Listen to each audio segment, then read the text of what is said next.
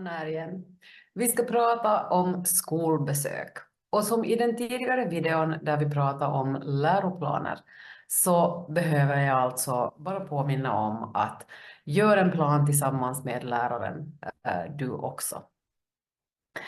Sen kommer vi till grupphantering, det vill säga hur behöver man egentligen bete sig som bibliotekspedagog med gruppen. Och ett litet tips är att möta dem i dörren istället för att vänta bakom disken. Det att du befinner dig bakom disken när de kommer så leder till att barnen eventuellt tänker eller tror att du inte kommer att vara en bidragande faktor i deras besök, utan att de bara får gå förbi dig. Så istället kliv ut bakom din disk och kom och möt skolgruppen direkt vid dörren. Här kan det på ett lämpligt ställe där det inte stör de andra besökarna vara skäl att gå igenom reglerna redan från början om hur man gör i ett bibliotek. Försök att göra det lättsamt och försök att ha så lite begränsande regler som möjligt. Ett tips kan vara att ta med sig en bibliotekskärra med en rad med böcker på. För att på bibliotekskärran visa hur man till exempel hanterar böckerna och deras placering. Det vill säga att du tar ut en bok i gången, du kollar på den lilla tomrummet som bildas av den boken i botten och att du håller koll på vilka böcker som var på olika sidor om den. Sen är ju nog mitt tips för barnens bibliotek att man struntar i alfabetisk ordning, utom att man istället hanterar böckerna enligt ålderskategori som de passar i. Min favoritbokaffär på Åland har den här möjligheten och jag som förälder upplevde att det här var jättegivande för det kurerar samlingen för mig. Det vill säga jag behövde inte titta på hela samlingen utan jag kunde gå direkt till bokhyllan som hade åldern 4 till 6. Så funderar du också på om placeringen av böckerna är så himla viktig just på barnbiblioteket. Men för att om du på det sättet vill säkra att de vet hur man gör när man tar ut en bok så anta inte att de vet det utan visa lättsamt om vad som händer när man tar ut en bok. Och att problematiken när man tar ut många böcker blir att man ju då faktiskt har svårt att sätta tillbaka dem där de hörde hem. Om vi då funderar på vad man behöver då tänka att vad är det egentligen som gör att en grupp lyder dig? Det är en form av närvaro, det är en form av lugn, det är en tydlig stämma, det är att man har ett mål med sin verksamhet och att målet inte blir upp till besökaren. Det vill säga, du har en plan och du genomför den. Den ska ju förstås inte vara huggen i sten, utan din plan ändras på basen av vem som är med i din grupp och vem som inte är det. Fundera också på storleken på gruppen. Om gruppen är mellan 20 och 30 barn och unga, då är det nog skäl att dela in den i 2 grupper så att 2 bibliotekspedagoger tar sig an grupperna. Någonting du kan diskutera med läraren är att läraren delar in i 2 grupper och att de som kanske är lite mer mogna får vara i gruppen med en ensam bibliotekspedagog, medan de som kanske behöver lite extra uppmärksamhet och hjälp och stöd får vara tillsammans med läraren och pedagogen. Visa åt barnen och unga hur man ställer kommentarer och frågor och var medveten om att du behöver egentligen ge dem tid för kommentarer och frågor. Inte bara frågor och inte frågor och kommentarer. Och det här är ett litet trick som gör att om man har någonting att säga så får man.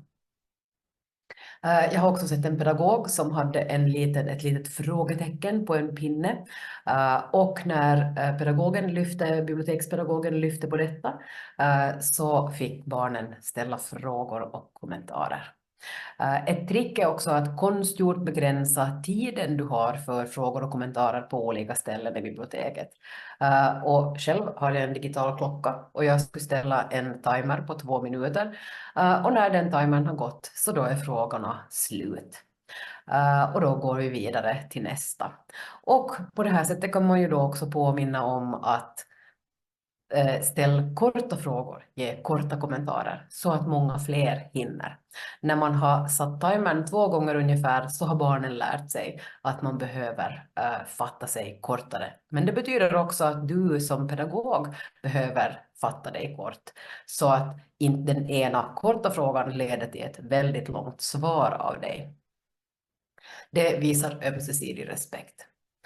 Sen logistiken. Du behöver fundera på vilket sätt man går igenom biblioteket med den här skolgruppen och beroende på förstås vad målet med det här besöket är. Och när du då går igenom biblioteket så måste du tänka att alla ska rymmas. Och en bra regel som jag tidigare har nämnt är också att vi ställer inte frågor och kommentarer. Att du helt enkelt inte svarar på frågor och kommentarer medan vi går. Av den enkla anledningen att alla ska få ha chans att få höra svaret också och höra frågan. Kom ihåg att det är du som är skaparen av det här, vilket betyder att när man igen rör sig i biblioteket så är det du som ska vänta på att folk dyker upp. Ett tips är ju förstås att man har läraren att gå sist medan du som pedagog går först, eftersom du känner till vart ni ska. Då får man inte så mycket eftersläntrare. Ett till trick är också att inte vänta på de sista, utan att börja prata redan innan, speciellt om det är liksom osedvanligt lång väntetid för någon. Det här leder också till att deltagare helt enkelt inser att för att jag ska hinna fram så måste jag gå lite fortare. Ett till tips är ju att när du som lärare, när du som pedagog går, så igen, så när vi stannar så kan du ha ansvaret som säger att nu måste alla ännu komma lite närmare, eller nu måste alla flytta sig till höger, eller ni där måste flytta er till vänster. Och kom ihåg att inte anstränga din röst, så att hellre få folk närmare, hellre också hitta på någonting kul för att det ska bli tyst. Ett tips när man går med små barn så är ju faktiskt att tänka på sig själv lite som en turistguide. Det vill säga den här turistguiden utomlands med ett litet paraply som inte är uppfällt ens, som visar vart man ska gå. Det här kunde vara en kråka på en pinne, det kunde vara ett mjukisdjur av något slag som du håller ovanför huvudet när ni går så att de också långt bak ser vart ni är på väg. Det här hjälper faktiskt till att hålla fokus också medan man går. Och speciellt om den här kråkan rör på sig lite roligt, eller är det en drake med en svans som pinglar lite roligt. Och på det här sättet så kan man alltså få elever att fokusera även medan de går. Sen kan man också ge elever uppdrag medan man går, men där ska man vara lite försiktig så att det inte sen spårar ur. Sen behöver du bygga upp det här tillfället pedagogiskt. Vi kommer ihåg en inledning, en avhandling och en avslutning. Inledningen tar upp vad vi tänker gå igenom och vad vi tänker göra. Också, vilket är också jättebra för elever med olika utmaningar, inlärningsutmaningar. Sen så avhandlar vi de där max 3 sakerna. Kom ihåg, 3 plus minus 2 saker är max som man kan på ett sätt pränga in i ett enda besök. Min rekommendation ligger alltid på 3, 1 till 3. Och avslutningen sen så visar tillbaks på vad är det och summerar vad det är vi har gått igenom och varför det var viktigt och vad de kan ta med sig i framtiden från det här. Sen visar vi på olika sätt att bygga upp det, de här olika strategierna. En till metod som ni kan kolla upp är också MACVISE-metoden. Och den är liksom motivation, aktivering och så vidare. Och ni hör, den metoden är också släkt med de tidigare metoder som jag visade. Hur ska man då sedan hantera frågor? Här måste ni tänka igen lite sådär idolaktigt. Det vill säga frågor besvaras så kort som möjligt, så tydligt som möjligt och kanske med en slutkommentar om att svarade det här på din fråga? Eller finns det ledde det här till nya frågor? Det som jag svarade. För att på ett sätt pejla att mötte mitt svar personens fråga helt enkelt. Men sen när man också ställer frågor så behöver man fundera på att använda öppna frågor och inte slutna frågor. Öppna frågor betyder att det finns många olika svar, medan slutna frågor är ja och nej, svart eller vitt, gott eller inte gott och så vidare. Så när du ställer slutna frågor så kommer du bara att få ett kortfattat svar. Här kan du också lära dem några handsignaler man kan ge. Om du gillade den här kråkan, upp med tummen. Så att här har vi då olika sätt att ta feedback i princip utan att någon behöver ta rösten. Om du då får en knepig fråga, igen den här idoltänket, att du behöver hålla masken lite. Och komma ihåg att det är helt okej att bli tyst och att inte veta. För när du konstaterar att du egentligen inte vet svaret så är det inte okej att ljuga, det är inte okej att hitta på någonting dit åt, utan då säger vi bara jag vet faktiskt inte svaret på den här frågan. Om du väntar tills efter tillfälle så kan jag kolla upp. När man sen delar ut taltur så behöver du kanske komma överens med läraren hur man gör. Och här är ju faktiskt elever ofta känsligare på läraren och lärarens signaler på vem som har möjlighet att tala. Så istället för att det blir en maktkamp mellan dig och läraren eller att du inte får riktigt hand om det och läraren hamnar att ta över det, så fundera om det faktiskt är lärarens uppgift att dela ut och ta tillbaka talturer. Sen då, involvera andra vuxna. Ibland är det faktiskt så att man behöver vara många vuxna. Och att man kanske har med ett skolgångsbiträde eller att man har med flera lärare eller att man också är flera bibliotekspedagoger i den här situationen. Diskutera med din lärare vad som kan behövas. Och sen, kurera innehållet. Alltid, alltid, alltid. En stor bokhylla, alldeles fullsprängd med böcker, blir för mycket för de flesta människor.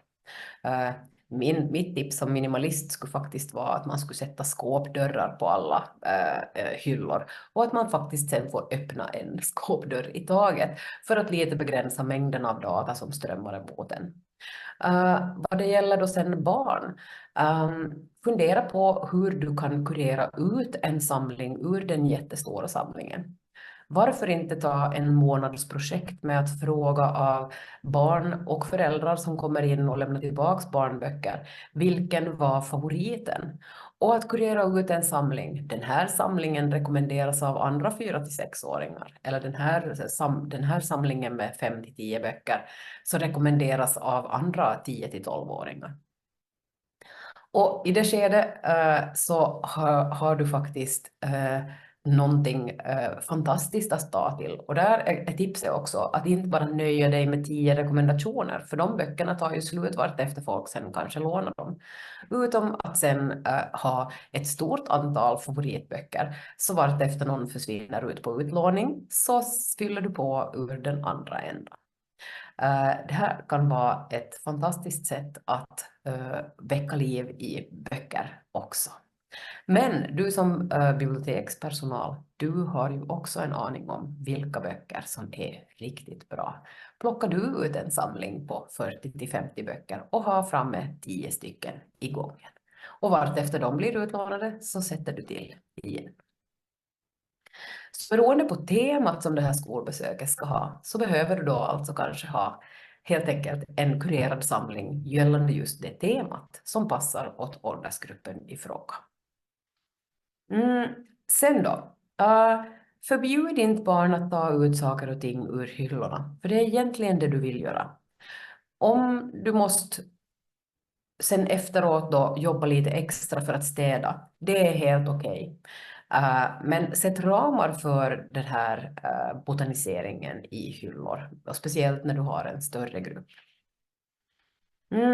Sen då, ett trick för att barn inte ska leva rövare är ju att planera in en liten bit med rövarskap. Så funderar du också på att hur skulle vi kunna liksom leka rövare här? Kan vi ha jättemycket ljud i 10 sekunder för att sen vara lite tystare under resten av besöket? Eller kan vi nu springa omkring allt vad vi orkar runt hela biblioteket och välja ut en bok och sen komma tillbaka? Det är du som bibliotekarie som vet mer om det här än vad jag gör. Sen, gör det här lustfyllt. Alltså, igen, kom ihåg, vad är bibliotekets och samhällets idé med att det kommer barn från skolor för att komma till biblioteket? Och det är ju för att vi vill öka på läsning och vi vill öka på lusten i läsning. Vi vill öka på deras förståelse av att man inte behöver alltid betala för saker och ting utan att det finns en sån här sharing. Ibland tycker jag att ni mer och bättre skulle kunna ta upp det här gröna och hållbara med biblioteket. Och sen många gånger också att påminna om att det finns de här digitala samlingarna. För det är vi inte alltid på biblioteket så jättebra att göra. Det vill säga öppna upp för också den här informationssökningen för eleverna. Och hur bjuder du in dem för att komma tillbaka på egen hand? Hur kan du väcka intresse och engagemang? Igen min favoritmening som då är alltså att Edinburgh är staden som har flest dörrar dit man inte vet vart de går. Så hittar du också sådana här koans, det vill säga inom zen så brukar man prata om koan. Och koan betyder alltså att det är en historia utan ett slut som gör att hjärnan går igång och börjar fundera. Så hittar du också sådana gällande ditt bibliotek. Men gör det lustfyllt och gör också informationssökningen mera lustfylld och engagerande. Och hur kan man då göra det? Här har ni nog jättebra idéer på egen hand. Men som lärare kan jag ju säga att när man behöver väcka intresse så få folk att fundera på någonting som ligger nära dem själv. Och vad ligger då nära de här eleverna? Till sist så behöver du komma ihåg det som vi lärare ofta tar upp. Det vill säga att man alltid behöver modulera och ändra på både innehåll, tempo och hela liksom tiden beroende på gruppen. Och det betyder alltså att jag bestämmer inte som lärare exakt hur planer ser ut. Jag har en ungefärlig plan och sen behöver jag fundera, vad är viktigast? Där börjar vi, för att annars så kanske jag får dåligt med tid på slutet. Så man lämnar de mindre viktiga sakerna till sist. För med vissa grupper kommer man till slutet och med andra gör man det inte. Så ser du också till att du har en ungefärlig plan, men att du inte blir så rigid och så fast i din tanke om hur din plan ska se ut, så att du inte kan ändra på den beroende på hur det ser ut. Sen, hur lär man då barn att bli villiga biblioteksbesökare? Det är en stor fråga som ni hamnar att fundera på tillsammans i ert kollegium. Hur får man dem att vilja komma tillbaks på egen hand? Och till sist också kanske en påminnelse om att alla barn kommer ju inte från samma kulturella och språkliga bakgrund, utan vissa barn kommer från andra. Så om du i ditt samhälle har till exempel en stor grupp med ukrainska barn och unga, då är det nog dags att satsa på en liten uppsättning med ukrainska bilderböcker och böcker. Och vad bättre sätt att involvera de här individerna och familjerna i just bibliotekets och kommunens, stadens verksamhet än att just ställa frågor till dem. Så istället för att du googlar dig fram till de mest populära bilderböckerna på ukrainska, så samla data istället från besökarna. Och de får du ofta bättre kontakt med när det just gäller skolbesök. Till sist behöver vi säga någonting om hur man ger kraft till vårdnadshavare och familjer. Och där så vill jag bara påminna om att ibland har vi en förlegad syn på just språk. Och nu citerar jag Cummins 2017 där han säger att vi behöver alltså ge kraft till familjer att våga använda sitt modersmål, både vad det gäller läxläsning och läsning överlag hemma. Det vill säga så att vi inte berövar dem på deras kulturella och språkliga identitet. Och dessutom att fundera på att hur kan biblioteket stödja på det här sättet? Så att var du också medveten om att okej, det är väldigt roligt om ett barn kommer in och har en annan kulturell och språklig bakgrund och vill låna svenska böcker eller finska böcker. Men frågar du också att nog läser de väl på sitt modersmål också. Och ifall du har tips på källor och sånt så ger du dem. Och ifall ni har böcker på det språket så tipsa om dem och ha dem på ett och samma ställe. Och chimären är kanske att man kan tro att det skulle vara bättre, men om vi inte stöder båda språken för att utvecklas samtidigt så berövar vi dem både på ett fungerande modersmål och en fungerande kulturell identitet. Så våga ge dem den kraften. Ett sätt också att ge kraft åt pojkar och deras läsning, för i Finland har vi ett stort glapp med pojkars läsning, så är faktiskt att tipsa fäder om att låna en bok fast de kanske inte läser. Och sättet man jobbar på med det här med så är alltså att man har mannen att sitta i ett hörn gärna med en bok, och inne i boken så kan den här föräldern då alltså ha sin telefon som man då sen tittar och scrollar på, och så låtsas bläddrar man liksom bläddrar fast och bläddrar upp igen och så låtsas bläddrar man. För det att pojkar ser män i deras omgivning läsa så leder bara i sig själv till en ökad läslust. Så vågar ni ge kraft till föräldrar också att låna böcker för att stödja deras barns läsförmåga.